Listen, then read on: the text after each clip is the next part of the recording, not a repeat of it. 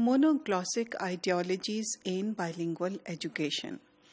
Now, what we find more often than not is the work of monoglossic ideologies in working in different frameworks of bilingual education. What are these monoglossic ideologies? Monoglossic ideologies are ideologies that believe that these languages need to be kept separate and should not be allowed to mix up. Now, this concept of bilingualism, also we discussed before, has been argued to be much more than a sum of two different languages. So when a person is bilingual, it has been argued a lot, then it does not really mean that he or she is equal to 1 plus 1, one language, and then the other language, and becomes a sum total of two languages. The person begins or has, as soon as he or she has access to bilingual these frameworks, mental frameworks, he or she begins to have a different kind of mindset, and his thought processes are definitely more complex than that of a monolingual. So we can't possibly compare them to two different monolinguals. Similarly, bilingual education has also been argued to be much more than a sum of two languages. So what they are saying is 1 plus 1 is not always 2, but when you put 1 with another 1, it can also be 11, and that is a bigger and more richer number. And it is an argument that when we say that these two languages are going to be taught for these specific subjects in a given school or in a given institution, we are almost imagining them to be like two balanced wheels of a bicycle.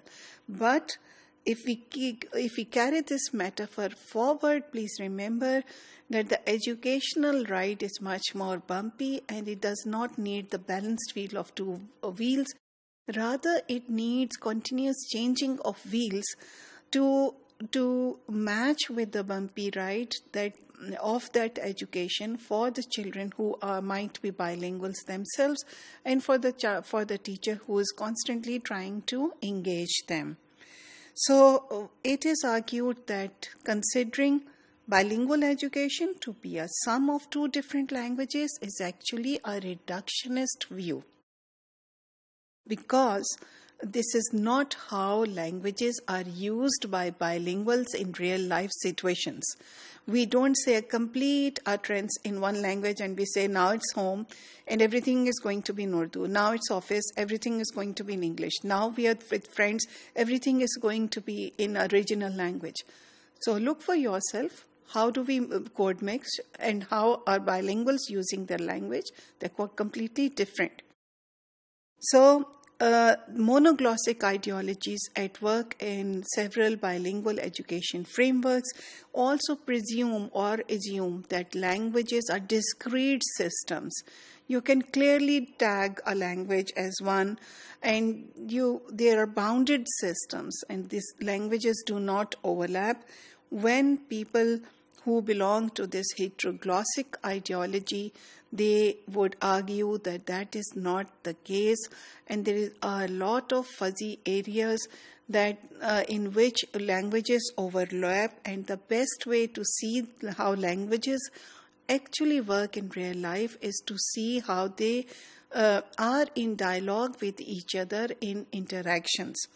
For this, Bakhtin, I would strongly recommend to those who are studying bilingualism, is a very interesting study, and he talks about the dialectical nature of languages that we use. So, the text that we are using argues for reconceptualizing bilingual education and to see or utilize multiple linguistic practices in educational institutions, and to deviate from those theoretical formulations which dictate us to do things in one way or the other. So why not actually begin in a new way and see how languages actually work in real life situations and take them to educational institutions, because the complexity of language use by the bilinguals has to be incorporated in bilingual education also. It will lead to efficacy of communication and an appreciation of diversity in the real sense, because then we are saying that for a subject, both languages or whatever languages, they are equally acceptable. This is much more than saying only for this subject this language is allocated.